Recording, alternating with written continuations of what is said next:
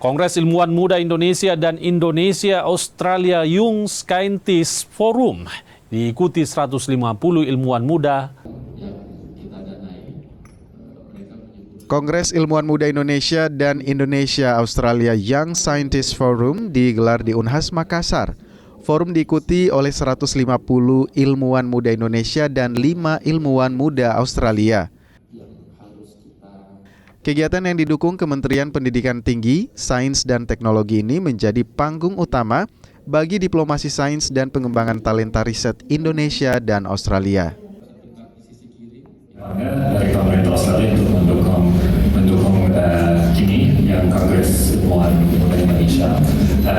Kami punya kemitraan yang luar biasa, koneksi namanya sama dalam bahasa Indonesia dan Inggris kan, jadi bisa dipahami oleh semuanya itu tentang hubungan. Dan ini sangat penting karena ini mendukung kemitraan antara peneliti Australia dan peneliti Indonesia. Apalagi kalau bisa ilmuwan muda kan, itu berarti kalau mulai sekarang itu berarti ada hubungan itu sepanjang umurnya.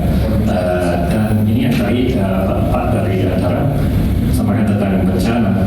Kalau topik-topiknya ini penelitian, ini ada tantangan yang dihadapi oleh kita semua, bukan hanya Indonesia, tapi bukan hanya Australia, tapi di mana-mana di dunia, perubahan iklim, bencana, bagaimana bisa meningkatkan kesehatan, apalagi di daerah terpencil dan lain-lain.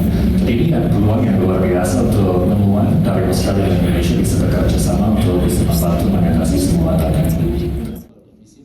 KIMI jadi wadah mempertemukan ilmuwan dari berbagai disiplin ilmu untuk membangun riset dan menjawab tantangan pembangunan dengan tema nilai inklusi kesetaraan gender, disabilitas, dan inklusi sosial.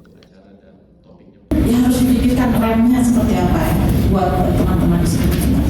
Kalau ada yang low vision harus seperti apa?